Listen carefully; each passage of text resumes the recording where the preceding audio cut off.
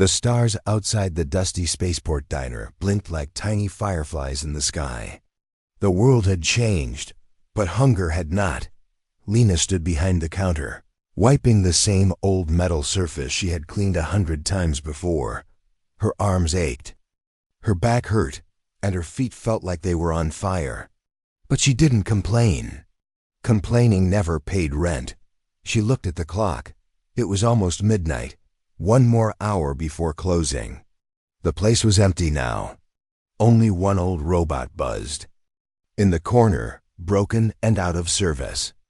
Outside, the wind howled over cracked roads and empty landing pads. Lena checked the food warmer. Just one plate of meal remained. Protein bread, a small bowl of synth beans, and half a cup of blue nutrient tea. It wasn't much, but to Lena, it was everything. Her shift had ended, and that was supposed to be her dinner. She sighed and walked to the back. Her locker was empty, no credits left. The pay chip hadn't been updated in 2 weeks. Her landlord had already sent her 2 warnings. Next time, she'd be out on the street. She touched the necklace her mother had given her, a little silver star hanging on a thin wire. It was the only thing she still had from Earth. Her stomach growled, loud and painful. She smiled weakly. "I hear you," she whispered to herself. She stepped back into the dining area and sat at the corner table, where the light flickered every few seconds. She pulled the plate close, holding her hands over it for warmth. Just as she was about to eat, the door creaked open. Lena looked up. A man stood at the entrance, tall and thin. His clothes were torn, his boots falling apart, and his face pale like he hadn't seen food in days. He didn't speak.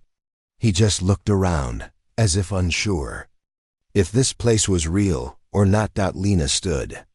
"We're closed," she said gently. He looked at her with tired eyes. She paused. There was something strange about him. Not dangerous, just broken. "Are you hungry?" she asked. The man didn't speak. He just nodded once. Lena looked down at her plate, her only meal, her only food for the night, maybe even the next day. She looked at the man again. Then she pushed the plate toward him. "Here," she said, smiling softly. "Sit, eat." He hesitated. "But it's yours." Lena shook her head. "You look like you need it more than I do." Slowly, he walked to the table and sat. His hands shook as he picked up the bread. He ate slowly at first, as if unsure if it was real. Then he finished the plate without saying a word. When he was done, he looked at her. His eyes were clearer now, and he seemed stronger, but still quiet. "Why did you give me your food?" he asked. Lena shrugged. "I don't know. Maybe because I've been where you are. And someone once helped me." He nodded slowly. Then he stood. He reached into his pocket and took out a small silver coin. It didn't look like regular money. It was smooth, shiny, and had a strange symbol on it, something like a circle with wings. "Take this," he said. Lena blinked. "I can't. I don't need anything." He smiled, the first smile she had seen on his face. "You will." He placed the coin on the table and turned toward the door. "Wait," Lena called. "What's your name?" He paused at the doorway. "Rael," he said quietly. "And thank you." Then he walked into the night. Lena stared at the coin. It shimmered slightly under the flickering light. She picked it up. It felt warm, almost alive. The symbol on it pulsed faintly. "Strange," she whispered. She didn't know that in just a few weeks, this coin would open doors she had never dreamed of. Later that night, Lena lay on a blanket behind the diner, curled up against the cold wall. She was hungry, tired, and unsure what tomorrow would bring. But somehow she felt peaceful. She had given away her last meal, but she had kept her humanity. And that, even in the cold corners of space, still meant something. The morning after the strange man left, Lena woke up to the sound of buzzing transport ships flying overhead. Her blanket was wet from the night dew, and her stomach hurt from hunger. Still, she got up, stretched her tired arms, and walked into the diner to start another long shift. No one else had seen the man. The security cams were broken again. Even the owner of the diner, Mr. Tun, didn't believe her. "You gave your food to a ghost?" He laughed as he wiped a greasy plate. "Maybe. Next time you'll give him my pots too." Lena didn't argue. She just tucked the strange silver coin into her coat pocket and went back to cleaning tables. Days passed. Then weeks. The man named Rail never returned. Lena kept looking for him. Every time a traveler entered the diner, her heart jumped. Maybe it was him. Maybe he had come back. But it was always someone else: cargo pilots, broken robots, or tired workers from the nearby colonies. The coin stayed with her. She kept it close, hidden in her old locker. Sometimes she took it out and stared at it. The circle with wings symbol on the front would glow faintly when she touched it, like it remembered her. She even tried showing it to a junk dealer once. He stared at it for a long time, then pushed it back toward her. "I don't deal with alien stuff," he said, almost afraid. "Where did you get this?" Lena didn't answer. Life didn't get easier. The spaceport was quiet now. Trade had slowed. People were leaving for bigger cities or better planets. But Lena stayed. She had nowhere else to go. Her tiny room behind the diner had been locked by the landlord.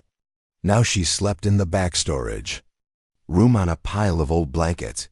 Mr. Tun let her stay as long as she kept working double shifts. Her pain never came. Her feet hurt all the time, and she couldn't remember the last full meal she had eaten. One night, when the diner was empty, she sat at the counter and closed her eyes. She thought about Earth, her home planet.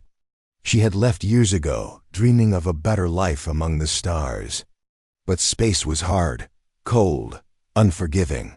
Still, she didn't regret helping that stranger. She whispered to herself, "At least I didn't turn him away." Suddenly, the doorbell rang. Her eyes opened. A young boy ran in, panting. His clothes were torn, and his hands were dirty. "Miss, do you have water?" he asked. Lena quickly grabbed a cup from the back and filled it. "Here."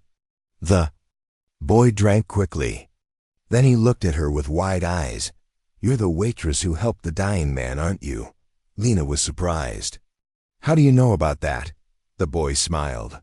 "Everyone's talking about it in the lower stations. Some say he was a spy. Others say he was from an alien lab. But most say he was testing people to see if kindness still exists." She blinked. "What?" The boy nodded. "He was seen again, not far from here, but he looked rich, powerful, like he came from one of the star cities. They say he's searching for the one person who didn't treat him like garbage." Lena's heart skipped. "Where did you hear this?" she asked. "Everywhere. My father works in a port. He saw him board a black ship, heading back toward Saturn's belt." Before Lena could ask more, the boy turned and ran off into the night. That night, Lena couldn't sleep. She held the coin in her hand and stared at the glowing symbol. Was Rail really some kind of test? A secret mission? An alien? A billionaire? It didn't matter to her. All she knew was that someone out there had seen her. Truly seen her. And maybe, just maybe, she still mattered. 1 week later, things got worse. Mr. Tun closed the diner for repairs. In truth, he had run out of credits. No more customers, no more fuel, no more supplies. Lena stood outside with a small bag of clothes and a fading work ID. She had no home, no job, and barely any strength left. She looked up at the stars, cold and bright. "Maybe this is it," she whispered. "Maybe I'll just disappear." She turned to walk toward the old junkyards, hoping to find shelter. But before she could take a step, she heard something strange. A hum, a soft wind. Then, a shadow overhead. She looked up. A sleek black transport ship hovered silently above the spaceport. It was unlike anything she had seen before, smooth, silent, and elegant. It made no sound as it slowly landed nearby. The side of the ship opened. A staircase unfolded, and out stepped Rail. Not ragged, not broken, but clean, strong, dressed in silver gray with soft blue lights running through his sleeves. His eyes were calm and focused. Behind him stood 2 quiet guards and a floating droid. Lena stared in shock. He walked up to her and stopped just a few feet away. "I told you," he said. "You'd need the coin." Lena couldn't speak. Rail smiled. "Do you still have it?" Wordlessly, she pulled the coin from her coat pocket and held it out. It glowed brighter than ever. He nodded. "Good. You passed the test." She finally found her voice. "What are you?" Rail looked at the stars, then back at her. Someone who needed to believe in people again. "And you gave me hope." Then he said the words that would change everything. "Come with me. There's a place where you're needed. A place only someone like you can help build." The crowd at the spaceport stood in silence. No one had ever seen a ship like this, smooth as glass, glowing with soft silver light, and making no sound as it hovered. The air around it felt warm and calm, almost like the ship had its own heartbeat. And from it, a man stepped out. People whispered, "That's not a local ship." "Who is that? He looks important." But Lena didn't say anything. She just stood there, frozen, her worn shoes on the cracked ground, her bag hanging from her shoulder. The man in the silver gray coat walked toward her. Every step he took felt like time itself had slowed. It was Rail. He looked nothing like the man she had fed weeks ago. That man had been broken, cold, and starving. But this Rail was strong, clean, and calm.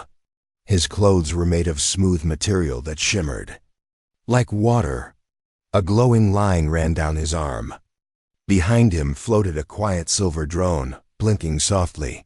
He stopped just in front of her. For a moment, he just looked at her. Then he smiled, a real smile, warm and full of meaning.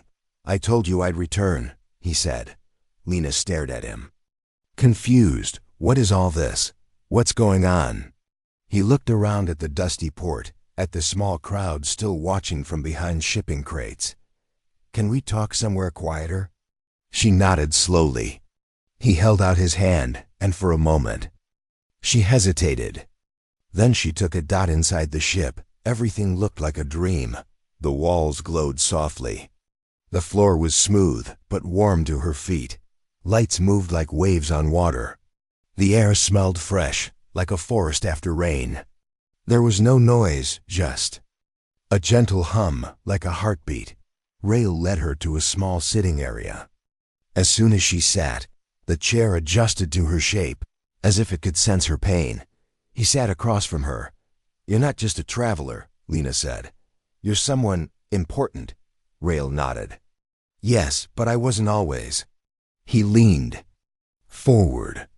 "A few months ago, I was part of a mission sent by one of the largest human exploration companies, Starbridge Corps. We were searching for lost alien technology in the dark parts of space." Lena listened closely, eyes wide. "We found something," he continued. "An object, powerful, strange. Something that could change everything. But something went wrong. I got separated from my team. My ship failed. I crashed near this colony. For 2 weeks, I walked alone. No one helped me. No one cared." He looked into her eyes. "Except you." Lena looked down. "I just gave you food." Rail shook his head. "You gave more than food. You gave kindness without knowing who I was or what I could do. In a place full of fear and greed, you gave me hope." She didn't know what to say, he continued. "After I returned to my people, I told them what happened. Some didn't believe me.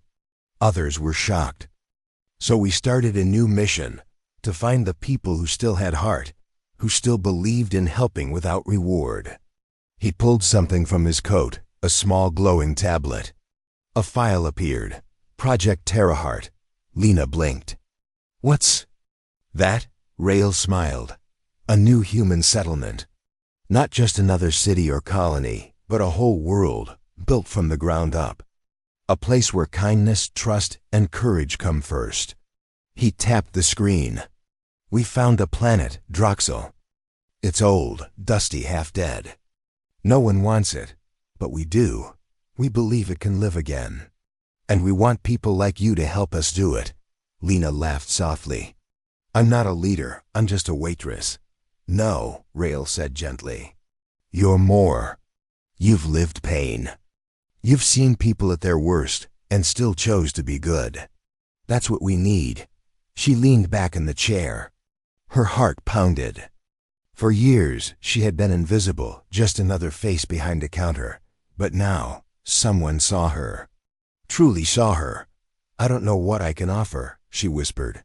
Your voice, Rael said. Your story, your heart. The project is full of engineers, builders, and thinkers. But we need someone to remind us why we're doing this. To speak for the people at the bottom, the forgotten ones. She looked at her hands, rough, calloused, tired. Then she looked back at him. Okay, she said quietly. I'll come. Rael smiled again. Good, you won't be alone. Later that night, Lena stood at the ship's window, watching her old world grow smaller as they left orbit. The colony, the broken diner, the empty streets, all fading behind her dot. She held the silver coin in her hand. Goodbye, she whispered. The stars stretched out before her, endless and shining. For the first time in years, she didn't feel tired.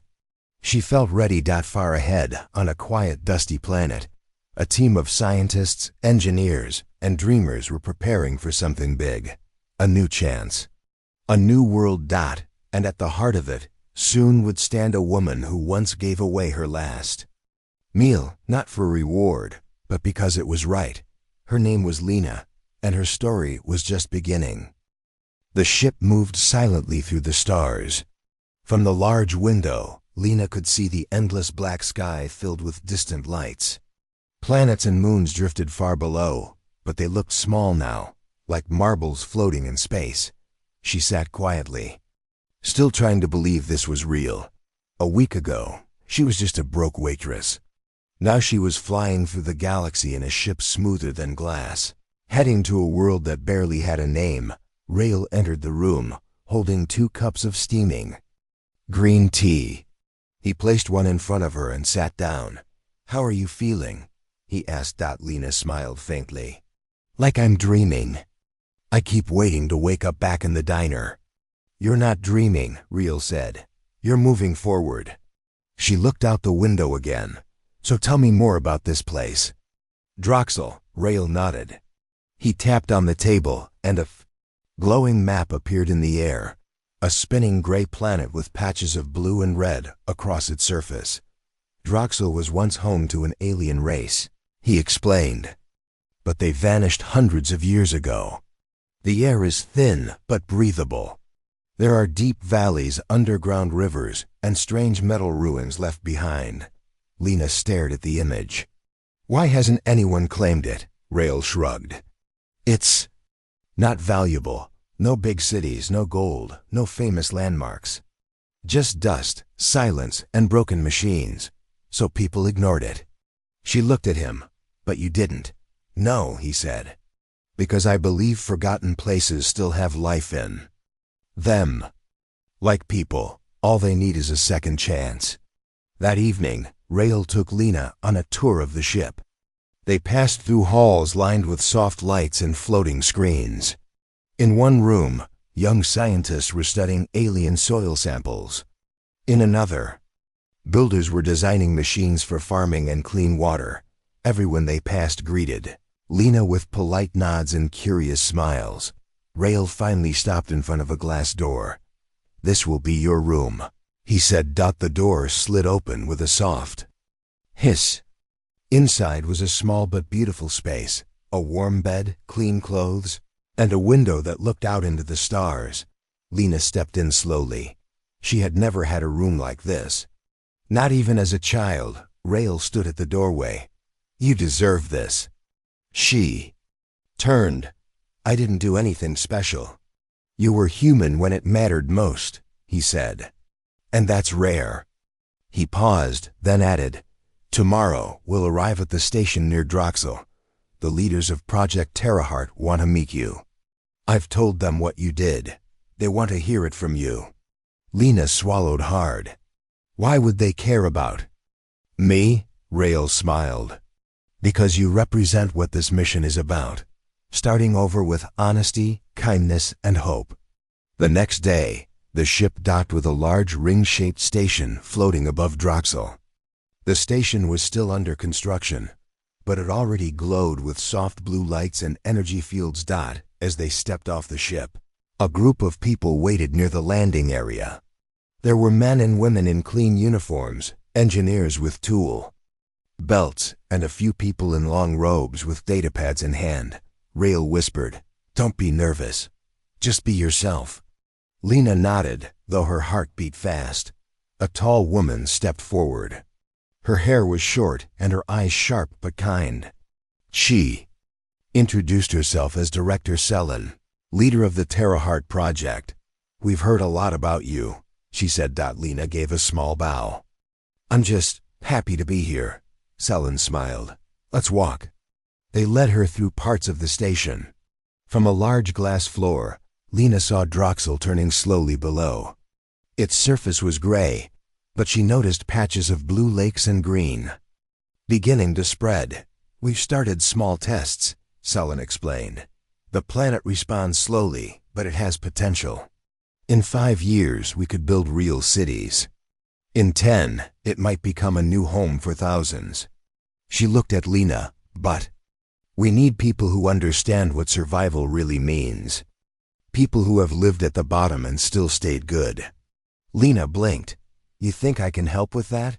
Yes, Selen said. We don't just want builders. We want voices. We want someone to guide the human side of this dream. Someone to remind us who we're doing this for. Lena felt her hands shake. I've never led anything before. You've led with your heart, Rael said from behind. And that's more powerful than any title. Later, Lena was taken to a quiet garden room on the station, one of the first green spaces grown with Droxel's soil. A small tree stood in the center, glowing gently with strange fruit. She sat on a bench, alone, thinking. She remembered every hungry night, every cold morning, every time she was ignored or forgotten. And then she remembered that man standing at her diner table.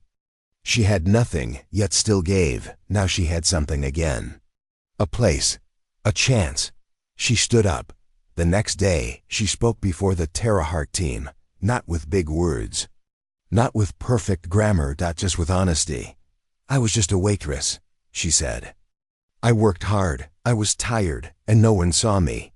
But I saw someone else hurting, and I gave what I had. Not because I wanted anything, but because it felt right. She looked around the room. This planet, this project. It deserves the same. We can't build it with just machines and numbers. We need heart. We need people who remember what it's like to be forgotten and still choose to care. There was silence, then applause. That night, Lena received her badge. Advisor of Human Affairs, Project Terraheart. It wasn't shiny. It wasn't gold, but to her, it was the most valuable thing she had ever held. She pinned it to her coat and smiled. Her journey had started with one meal. Now, it was feeding a whole future. The shuttle shook gently as it entered the thin atmosphere of Droxel. The world below looked dry and gray, with patches of green slowly spreading like paint on a blank canvas.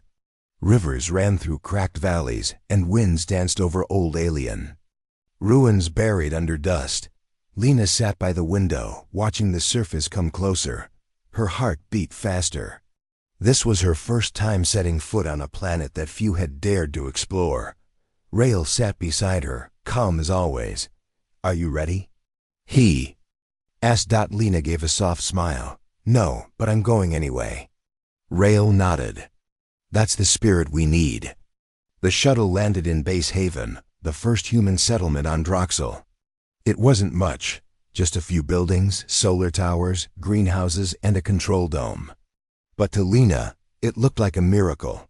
The air was thin but breathable. The wind carried the scent of metal and dry earth. And above them, 2 small moons floated in the sky, shining like eyes watching over the land. Engineers worked on machines that dug the soil. Scientists checked the sky for storms. Robots moved crates from ships. Everything was in motion. Yet, Lena noticed something strange.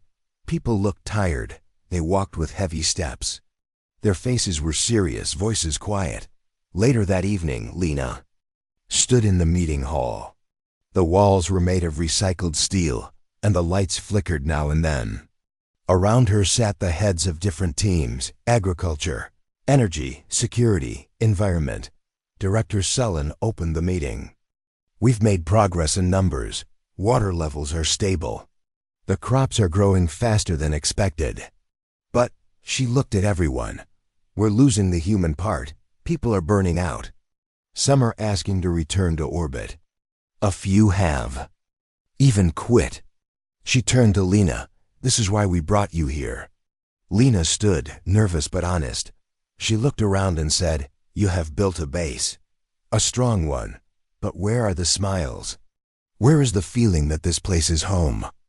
Silence. "You see," she continued, "when I lived on the edge of society, what kept me alive wasn't systems or science. It was connection. It was someone asking if I was okay. It was laughter. Small things, but real things." She took a deep breath. "If we forget why we're building this world, we'll lose it, even if we succeed on paper." After the meeting, Rael walked with her through the quiet base. "That was powerful," he said. Lena looked at the workers in the distance. Some sat alone, others fixed machines with blank eyes. "They're tired," she said. "Not just in the body, in the heart." "What do you suggest?" Rael asked. Lena paused. Then she smiled. "We remind them that they're not just workers. They're part of something bigger." The next day, Lena started a simple project. She called it the Circle. Every evening, after work, she invited people to gather near the greenhouse dome. No speeches, no reports. Just sitting in a circle and talking about Earth, about their dreams, about fears, music, food, family. At first, only 5 people came. Then 10. By the end of the week, there were 30. People laughed. Some cried. Others just listened. Lena never tried to lead. She just listened, asked questions, and shared her own stories. The base started to change. Engineers who never spoke before began helping each other without being asked. A tired cook created a recipe using local plants, and it became a base favorite. Droxel stew. One worker painted a mural on the wall of the sleeping quarters: stars, moons, and a tree growing from a cracked planet. And every night, more people joined the circle. Weeks passed. One morning, Director Sullen came to Lena's quarters. She held a tablet in her hand and looked surprised. "We ran a survey," she said. "Last month, nearly half the base felt disconnected. Now, almost all say they feel part of something meaningful." Lena smiled. "Sometimes people just need to be seen," Sullen nodded. "You've done something we couldn't with machines.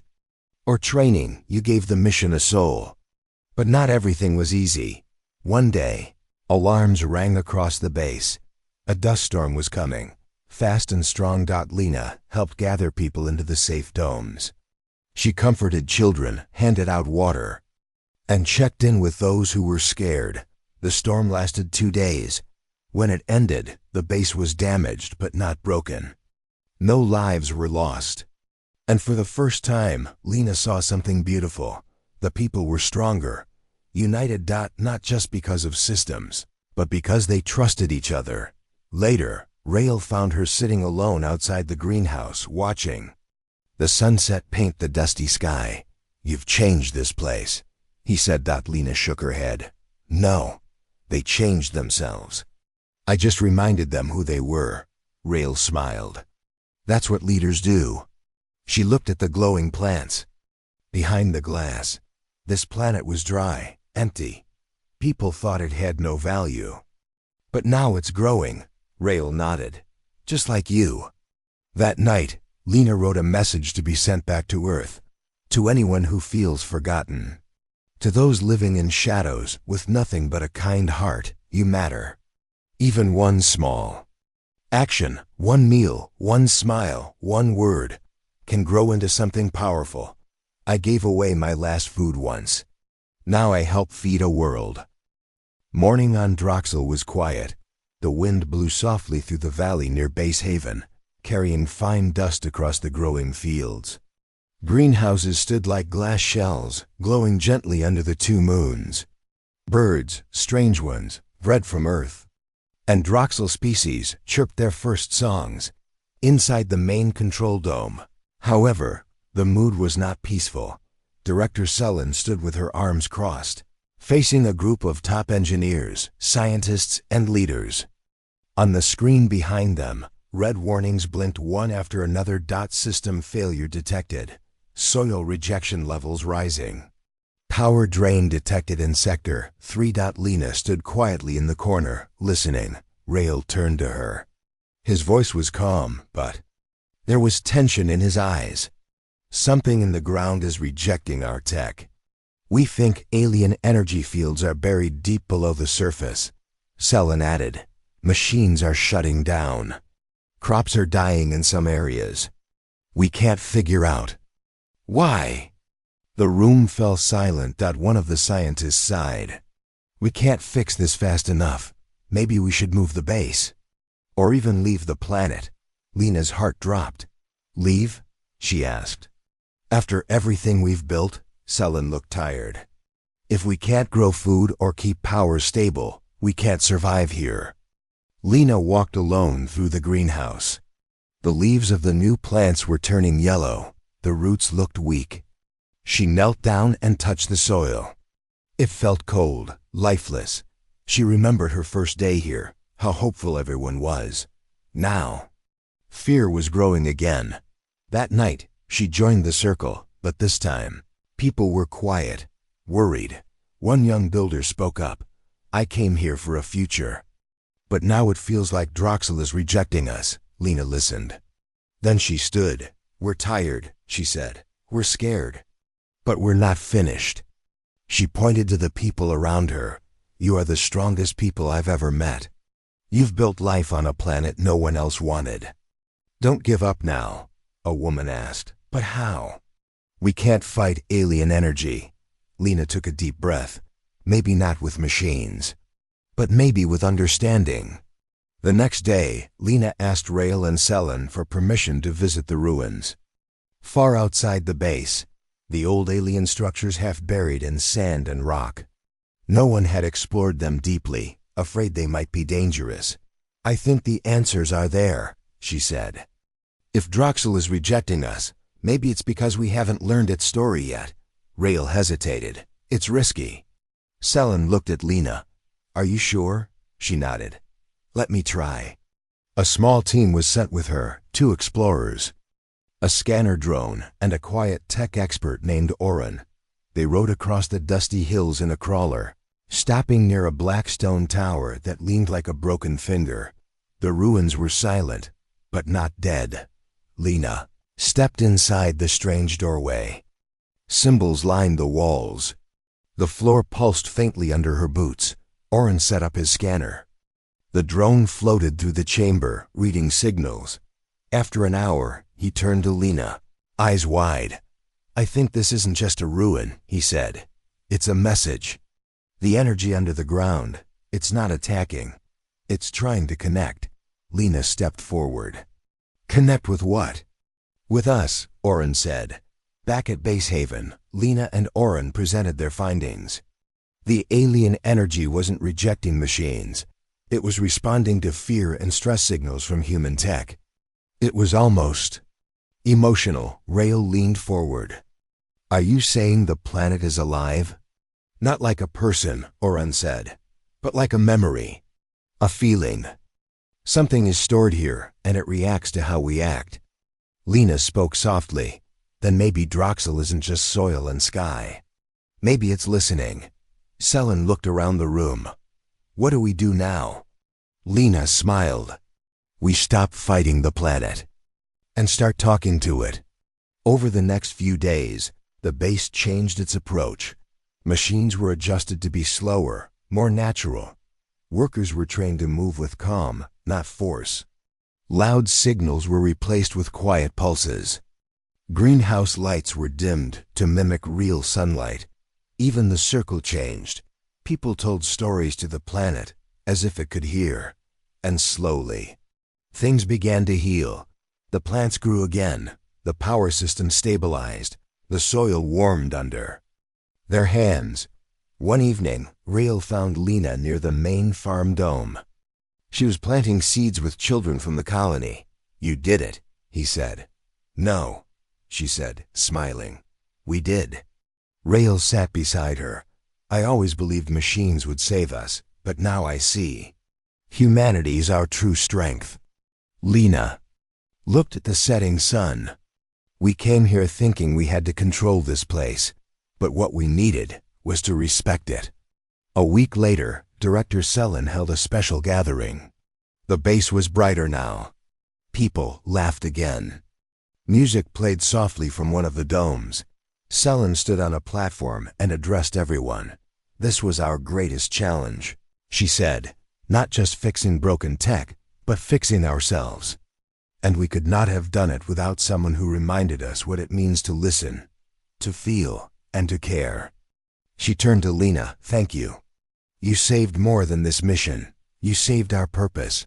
The people clapped. Lena didn't speak. She just smiled, her eyes shining.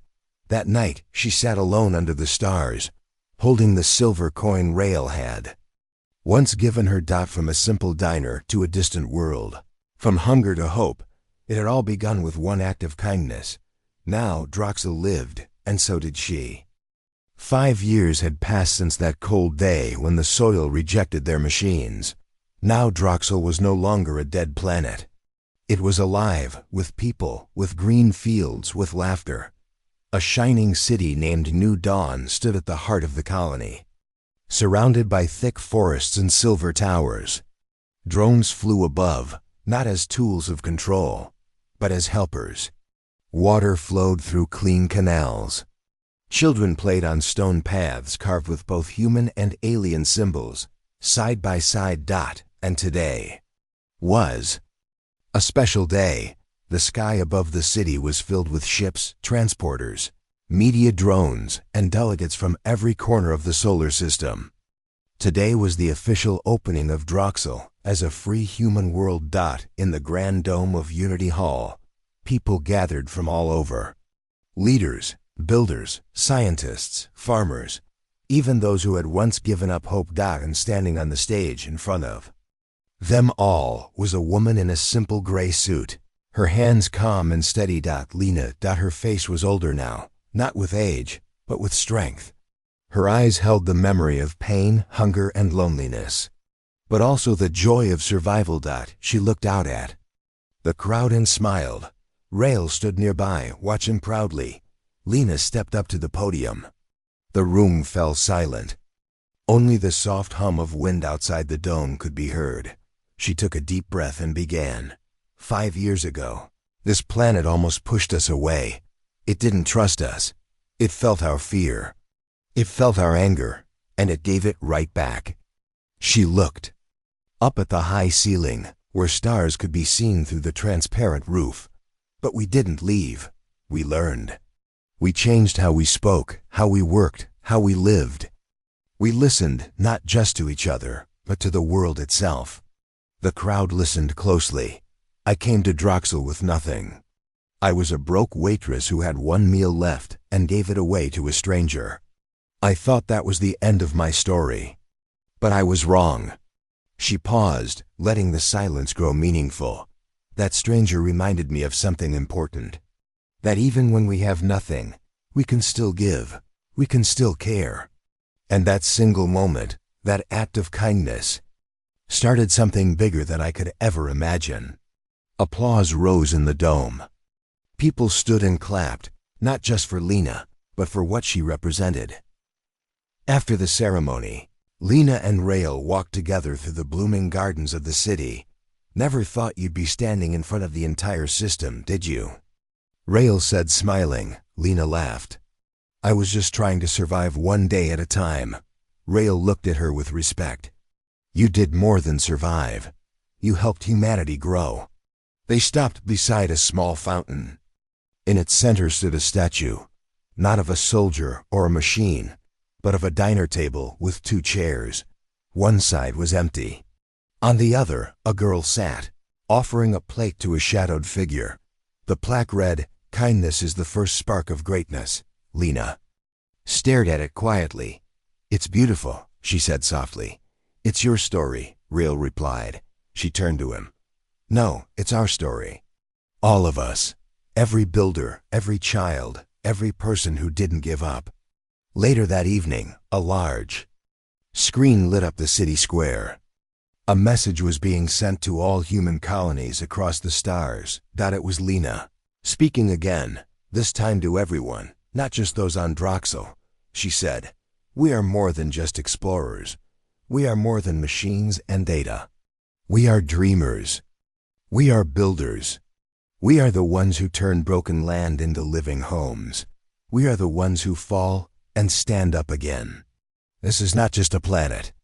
This is proof that humanity still shines, even in the darkest corners of space." Her words spread like fire across the solar net. People cried. Some whispered her name like a promise. Lena had become a symbol, but she never let it change her. That night, she walked outside the city alone. The wind was cool. The stars above were sharp and bright. She sat on a rock and looked at the coin Rael once gave her. The same coin she had carried for all these years. It had no value, and yet, it had changed everything. She smiled to herself. "I guess," she whispered, "sometimes the smallest things carry the biggest weight." The next morning, a young girl knocked on Lena's door. She was thin, nervous, holding a small lunch container. "I made this for you," the girl said. "It's not much, but I wanted to say thank you." Lena looked at the food, then at the girl's eyes. She saw her old self in that face. She smiled warmly and accepted the gift. Then she sat with the girl on the steps, and they shared the meal. Not as leader and follower, but as humans, and far above. In orbit, a satellite sent out a message to deep space, a signal full of music, laughter, and human stories. The title of the transmission was simple, "From Dust to Stars, the Heart of Humanity," and it began with the tale of a broke waitress who gave her last meal to a stranger.